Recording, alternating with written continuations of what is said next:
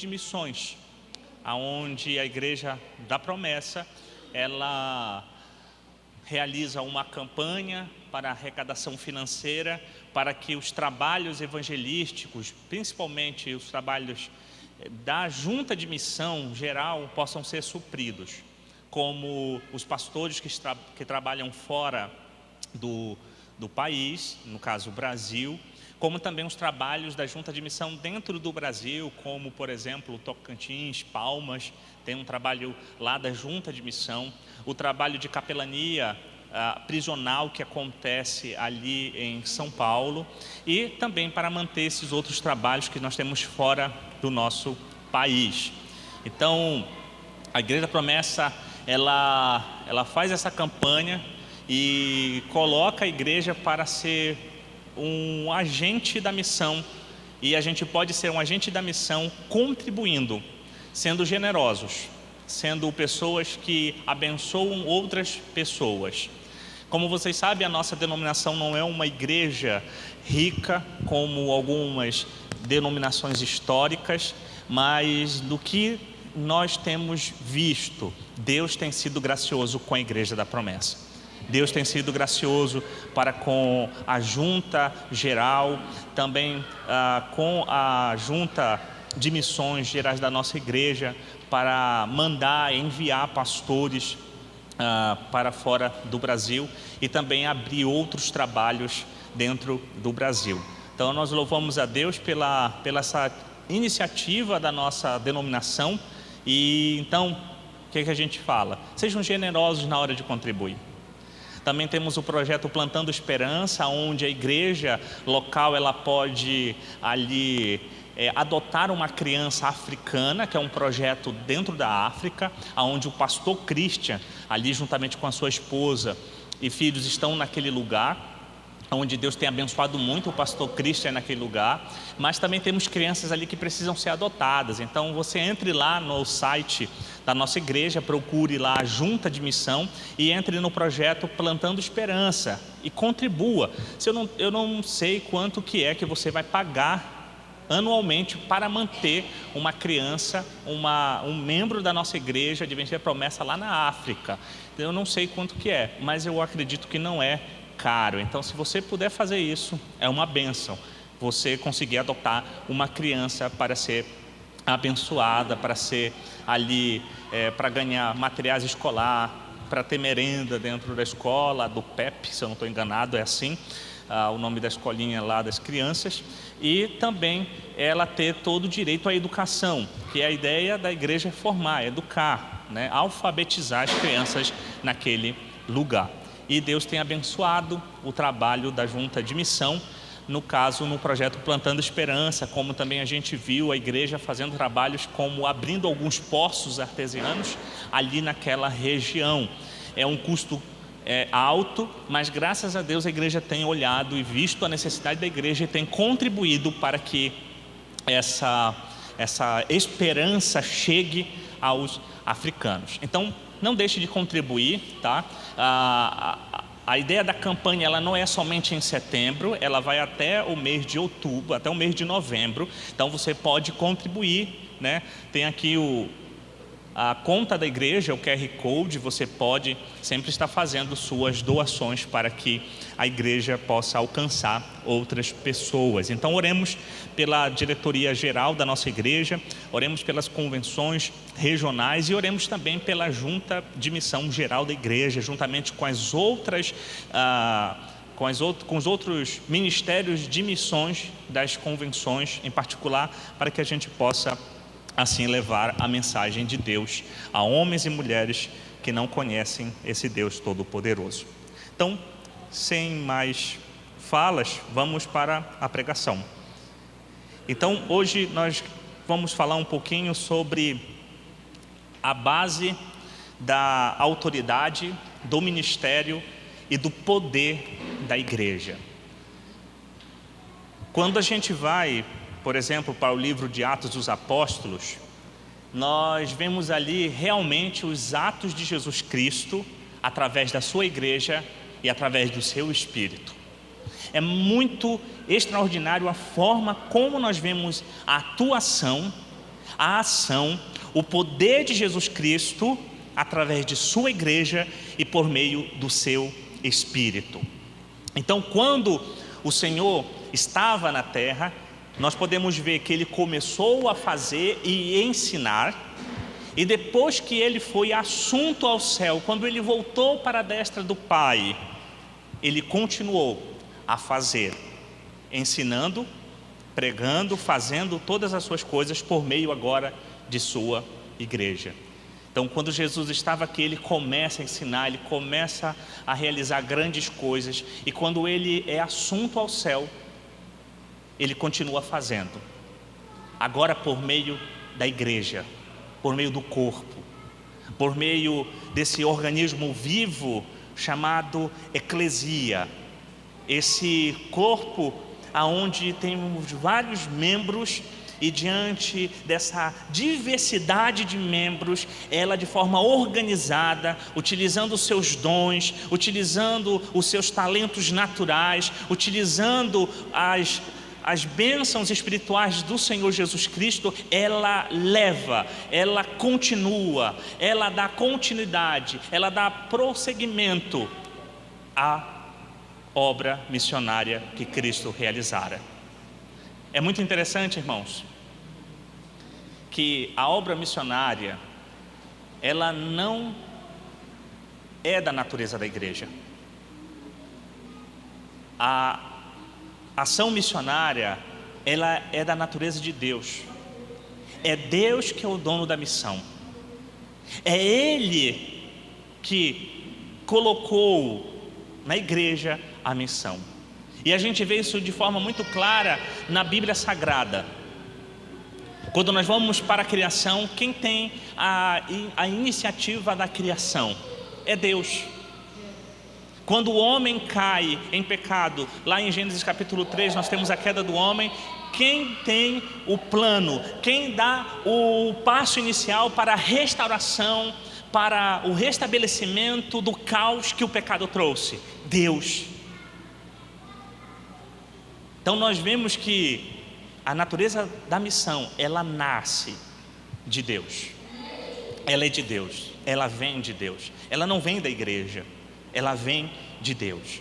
E aí nós temos Deus Pai, que envia o Filho, a esse que envia, quando é assunto ao céu, envia o Espírito. E aí o Espírito vem com poder, com graça, e envia a igreja para dar continuidade a esse projeto que se iniciou antes da fundação do mundo. É algo extraordinário como que esse negócio chamado missão, evangelismo, é algo que nasce de Deus. A obra é dele, o ministério é dele, a igreja é dele. E nós como igreja, nós temos só a missão e o compromisso de pregar a palavra de Deus, a sua palavra. Como eu falei, nós vamos falar sobre a base da autoridade da igreja. De onde vem a autoridade da igreja? De onde vem a autoridade do irmão Rogério estar hoje aqui pregar a palavra? De onde vem a autoridade do pastor de subir ao púlpito e trazer a palavra?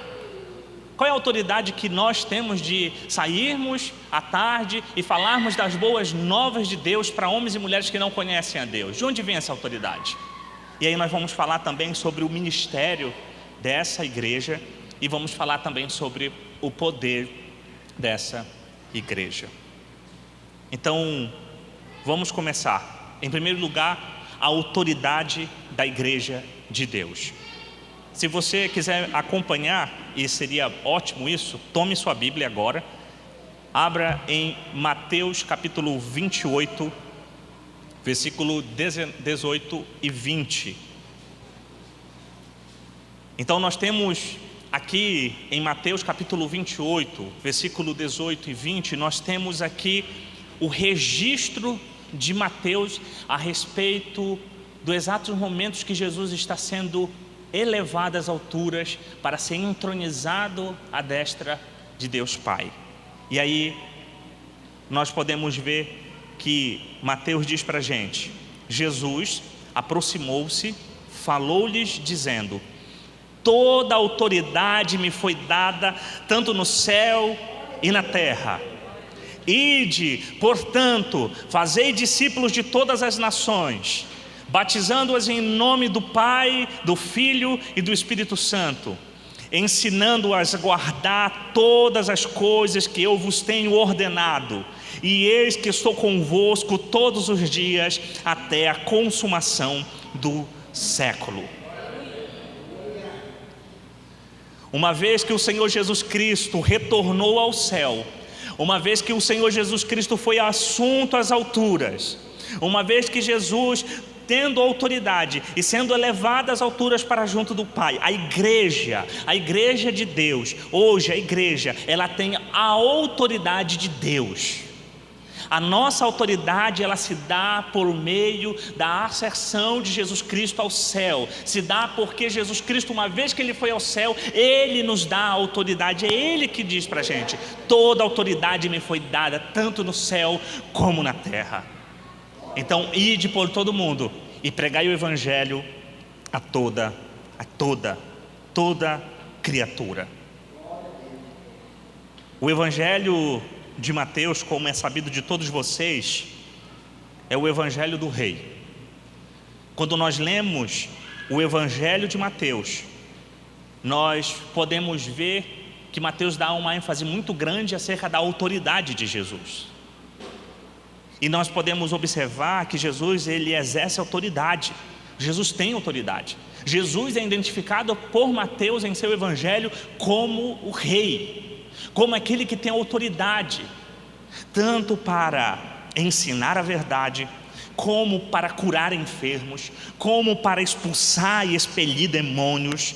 Então, nós olhamos para o Evangelho de Mateus e nós vemos e observamos que Mateus, ele dá essa ênfase muito grande a respeito da autoridade de Jesus. E essa autoridade que Mateus nos revela a respeito de Jesus Cristo sobre os doentes, sobre os endemoniados, sobre aqueles que estavam sob pecado, porque é interessante que quando Jesus perdoa pecado, os seus inimigos ficam até confusos com isso, perguntando: mas quem é este que tem autoridade para perdoar pecados? Então, o Evangelho de Mateus, ele enfatiza esta autoridade de Jesus. O nosso Senhor Jesus, Ele não está mais aqui na terra. Ele está à destra do Pai, junto de Deus Pai. Ele não está mais aqui com o seu corpo físico como outrora estava há uns 2.500 anos atrás. Ele agora está em um corpo glorificado. Ele está entronizado junto do Pai, junto dos anjos. Mas Ele está trabalhando. E Ele está trabalhando atualmente, sabe por meio de quem? Por meio de quem? Por meio da igreja. Ele trabalha atualmente por meio da igreja, o corpo. Se Cristo Jesus estivesse aqui ainda em corpo físico, ele seria um pouco limitado, mas uma vez que ele foi assunto, com o corpo glorificado, está entronizado acima de todas as coisas, agora ele consegue trabalhar de forma mais abrangente, porque ele tem uma igreja, ele tem uma multidão, ele tem um povo que prega o Evangelho dentro e fora de tempo em todos os lugares. Então ele está trabalhando na terra através do seu corpo espiritual, que é a igreja. Ele é a cabeça desse corpo, entronizado no céu, e nós somos os membros deste corpo, servindo Ele aqui na terra, dando continuidade ao projeto que nasce, o projeto que surge, o projeto que tem a natureza em Deus, de pregar o Evangelho a toda criatura.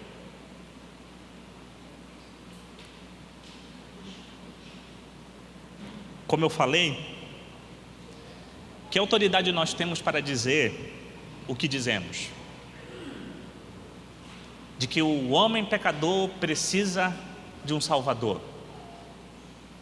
Com que autoridade nós temos para fazer o que fazemos? Com que autoridade o pastor, ele sobe ao púlpito e prega a palavra de Deus? Com que autoridade? Essa autoridade que a igreja tem, ela provém do cabeça da igreja, ela provém do Senhor Jesus Cristo. Essa autoridade que nós temos, ela provém do dono, do Senhor, do Curios da igreja, o cabeça. E quando nós vamos para os versículos 18, 19 e 20 de Mateus 28, eu noto que nós temos ali 3 verdades universais. Jesus diz que nós temos toda autoridade, todas as nações e todos os dias. Deus nos deu autoridade. É por isso que nós podemos sair e falar para todas as pessoas de que existe um Senhor, um Salvador, e Ele é Cristo. E Ele também promete que uma vez que Ele nos dá autoridade para pregar o Evangelho a todas as nações, a falarmos do seu amor, da sua grandeza, de sua justiça, Ele também promete companhia todos os dias. Eu acho muito interessante isso. Eu, certa vez, preguei falando sobre o Deus Emanuel e falei essas palavras de Jesus: estarei convosco todos os dias até a consumação do século. Mas depois de a gente fazer um estudo mais aprofundado desse texto, essas palavras de Jesus, ela está sendo aplicada àqueles que vão para a missão, porque tem um contexto. Jesus fala que Ele tem toda a autoridade. É por isso que Ele diz para a gente ir pregar para todos os cantos do mundo. E quando nós saímos para pregar o Evangelho a todo canto do mundo, nós temos a companhia dEle. Ele está com a gente.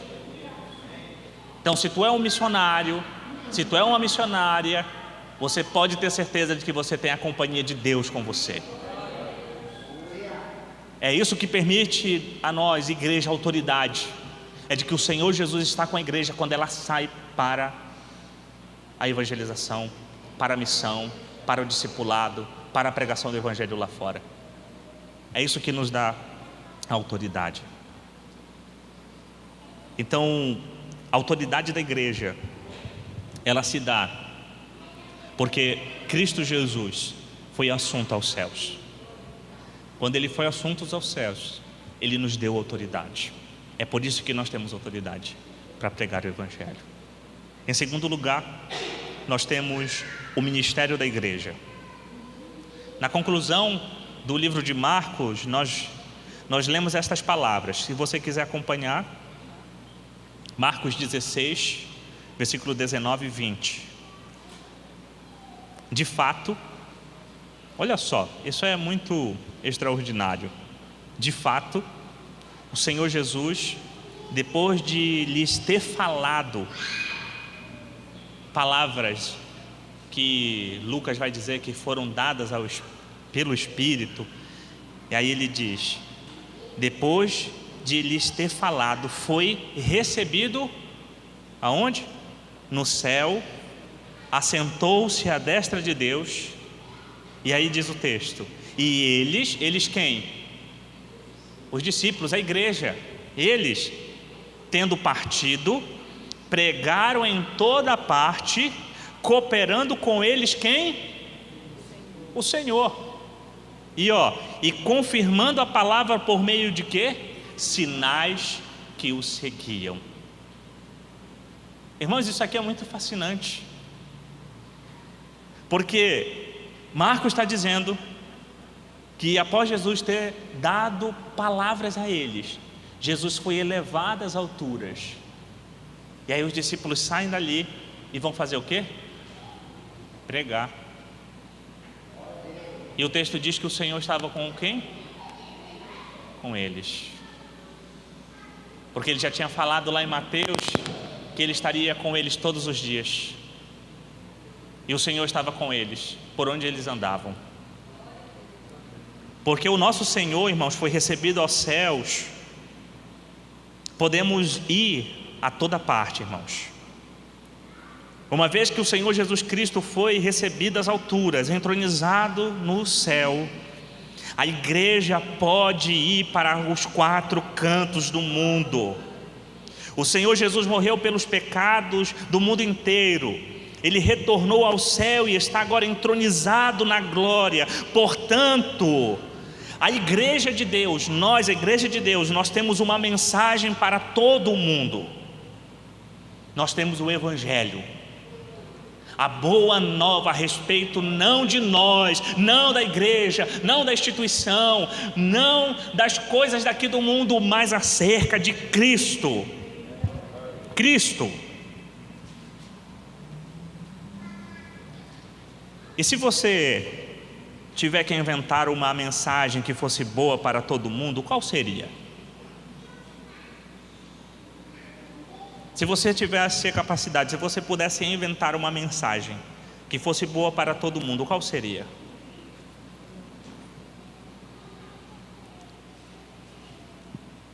Ela não seria nada, irmãos. Porque a única mensagem boa para o homem caído é a mensagem do Evangelho, de que Cristo morreu e ressuscitou e foi assunto ao céu e que voltará. Essa é a mensagem que nós devemos falar para homens e mulheres que estão caídos no mundo das trevas. Foi essa mensagem que me alcançou, foi essa mensagem que alcançou você, e hoje você está aqui, porque essa mensagem a respeito de um Cristo que veio ao mundo, que morreu, que padeceu, que sofreu, que morreu, ressuscitou e foi assunto ao céu e voltará, essa é a mensagem que abriu os nossos olhos, é essa mensagem que pode abrir os olhos dos homens e das mulheres.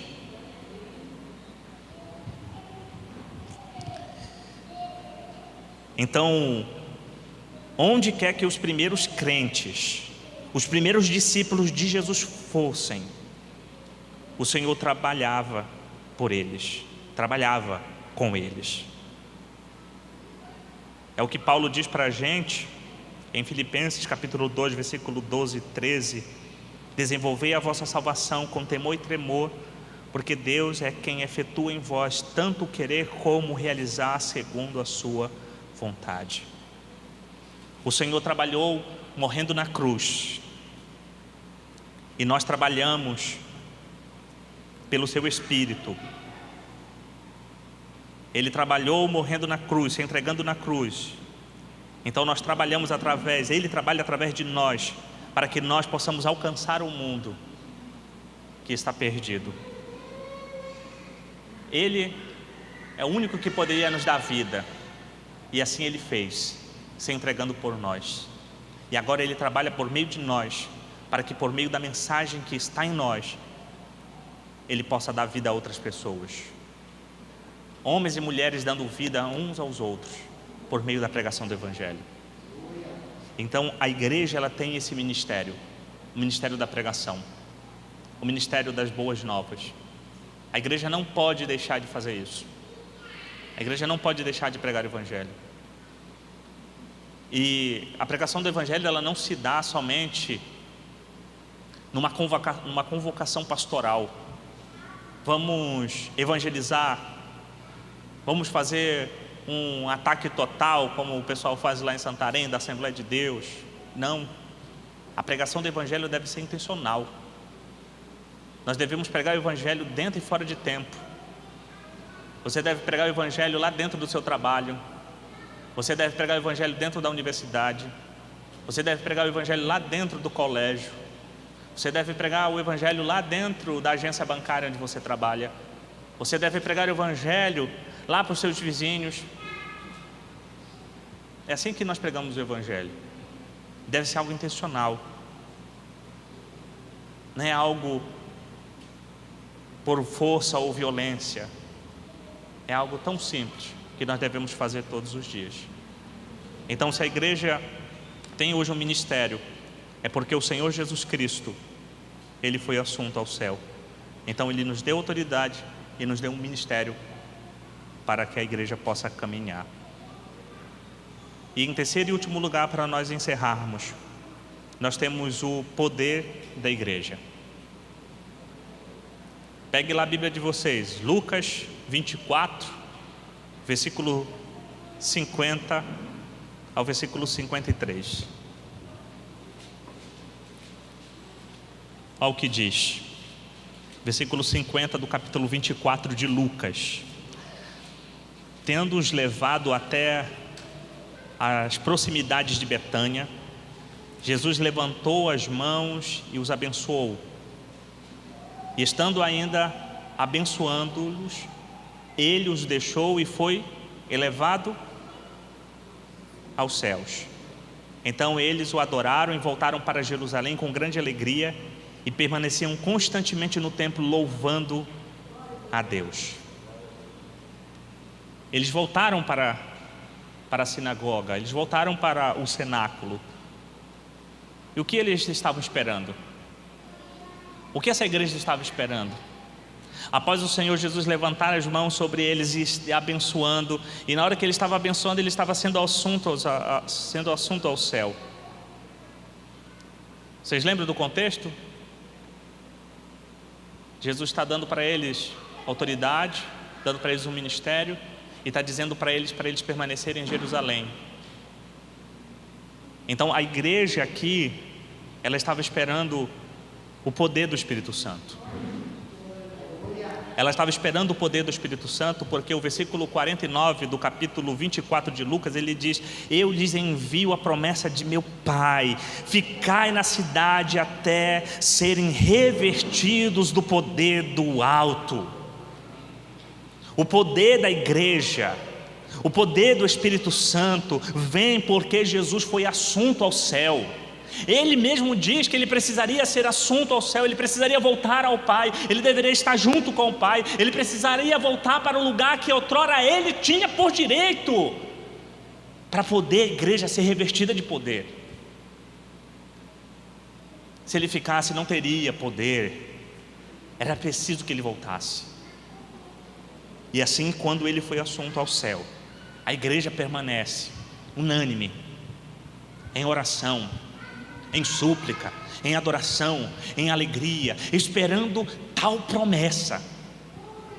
A igreja estava querendo ver essa promessa, ela estava buscando por essa promessa, a promessa do Pai, o revestimento de poder, a capacidade de poder para pregar o Evangelho. E a igreja precisa do revestimento de poder. Porque quando nós vamos para a igreja de Atos, a igreja de Atos, a gente vai ver que a igreja vai ter vários problemas com o governo. A igreja vai ser perseguida, ela vai ser torturada. E era por isso que ela precisava de poder. E não é diferente do nosso contexto. Nós precisamos desse revestimento de poder. Nós precisamos buscar a Cristo Jesus para que Ele cumpra em nós essa promessa do Pai. Então o livro de Atos começa com este mesmo grupo esperando pela vinda do Espírito, e eles esperavam em oração. Irmãos, a autoridade da igreja, o ministério da igreja, o poder da igreja, são todos baseados na subida de Jesus, em sua volta para junto do Pai. Se a igreja hoje tem autoridade, se a igreja tem um ministério, e se a igreja tem um poder, tudo isso se deu porque Jesus ressuscitou e voltou para junto do Pai. E agora entronizado lá, Ele nos dá autoridade, Ele nos dá o ministério, e Ele nos dá também poder, para que nós possamos pregar o Evangelho, para que possamos levar as boas novas do reino. Então, qual é o elo entre o céu e a terra? É a oração. Quando um crente ora, ele está chamando para si a autoridade de Jesus Cristo. Quando um crente ora, ele está buscando o ministério de Jesus para si, para fazer a boa obra, para levar o Evangelho. Quando um crente ora, ele está buscando o poder divino para ser capacitado, para ser revertido, para pregar o Evangelho. Então, a autoridade da igreja, ela provém do Cristo que foi assunto ao céu. O ministério da igreja provém do Cristo que está agora entronizado nas alturas. O poder da igreja provém de um Cristo que ressuscitou e agora é entronizado acima de tudo e de todos. É por isso que a igreja tem poder. Portanto, a atividade da igreja deve ser orar ao Cristo que foi assunto, adorando, suplicando-lhe, para que Ele nos desperte, para que Ele nos revista de seu poder, para que nós possamos ter autoridade, para que a gente possa dar continuidade ao ministério que Ele nos deu e nos dá poder para levarmos a sua palavra. Que o nosso Deus e Pai Todo-Poderoso tenha misericórdia de nós. E lembre-se disso: se hoje nós temos autoridade, se hoje nós temos um ministério, e se hoje nós temos poder, é porque Cristo Jesus ressuscitou dentre os mortos, e hoje Ele está junto à destra do Pai. E é por isso que nós estamos aqui. É o meu pedido, é a minha oração, em nome de Jesus.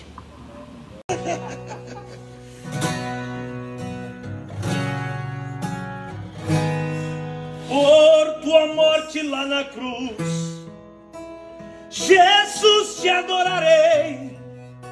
Pelo sangue derramado, pelo véu que foi rasgado, te adorarei.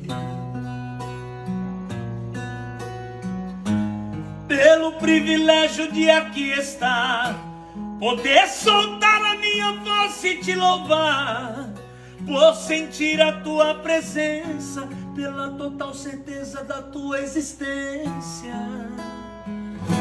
te adorarei. Pelo teu Santo Espírito que habita em mim, pelo teu grande amor que não tem fim, te adorarei. Por me inspirar na letra da canção, por poder cantar agora e sentir a tua unção, te adorarei, te adorarei, Senhor, mais uma vez te adorarei. Fui chamado para adorar, então adorarei. Sou adorador, foi assim que Deus me fez, então adorarei. Te adorarei, Senhor, mais uma vez te adorarei. Fui chamado para adorar, então adorarei. Sou adorador, foi assim que Deus me fez, então adorarei. Ninguém vai me calar, te adorarei. Está em meu DNA, te adorarei. E ainda que tirarem minha vida, quando chegar aí no céu, te adorarei. Ninguém vai me calar, te adorarei. Está em meu DNA, te adorarei. E ainda que tirarem minha vida, quando chegar aí no céu, te adorarei. Te adorarei, te adorarei. Quando chegar aí no céu, te adorarei. Te adorarei, te adorarei. Quando chegar aí no céu, te adorarei.